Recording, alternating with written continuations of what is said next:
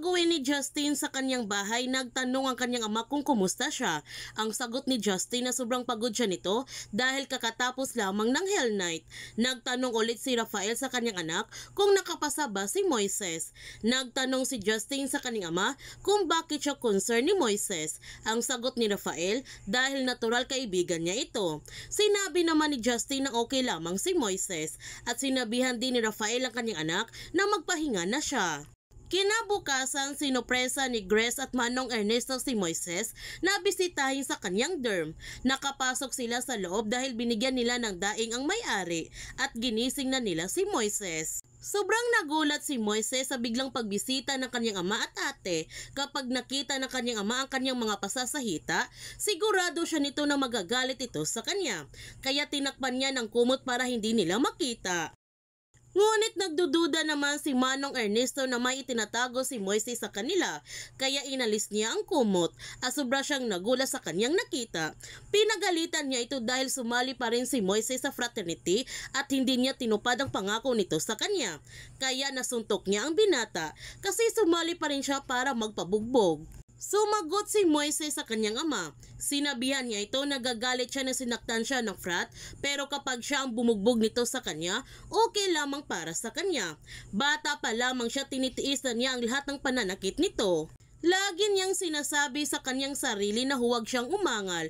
Tinitiis niya ang lahat ng sakit, baka yun lang ang paraan para tratuhin siya nito ng tunay na anak, para mahalin siya nito. At ngayon alam na niya, hindi na mangyayari ang kanyang pinakamatagal na pinapangarap. Ang sabi ni Manong Ernesto na talagang hindi niya ito tratuhin na totoong anak dahil sinusuway niya ang lahat nitong payo at utos. Pero nasasaktan ng labis si Manong Ernesto dahil inaamin niya sa kanyang sarili na minahal naman niya ng totoo si Moises, ngunit hindi lamang niya ito ipinakita sa binata.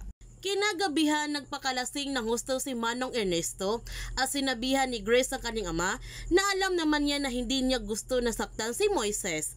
Ang sabi ni Manong Ernesto na anong hindi, na gusto-gusto naman niya itong saktan ang bata. Ang sabi ni Grace na siya naman talaga ang kanyang gustong saktan, siya naman talaga ang gusto niyang pahirapan. Huwag sana niya idadamay si Moises. Kahit anuman ang mangyayari, hindi niya ito iiwan. Ang sabi ni Manong Ernesto na wala siyang pakialam na iwan siya ni Grace. Nagtanong si Grace sa kanyang ama kung kailan siya nito mapapatawad, ngunit hindi sumagot ng kanyang ama at pumasok na ito sa loob ng bahay.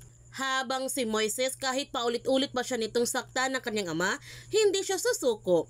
Ipaglalaban pa rin niya ang kanyang pangarap hanggang matanggap siya ng kanyang ama. Pinayuhan ni Jaime ang kanyang kapatid na si Elazar na kailangan ingatan niya ang kanyang reputasyon, kundi ilalaglag niya ito sa lahat niyang kalukuhan. Samantala, ito na ang simula sa bagong journey nila Moises sa JSX.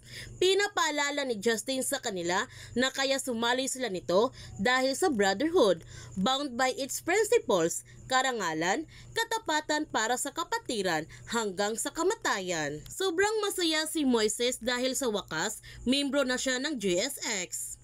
Napaiyak naman sa tuwa si Maki dahil hindi niya akalain na pumasa siya sa lahat ng pagsubok sa frat at ngayon membro na siya nito.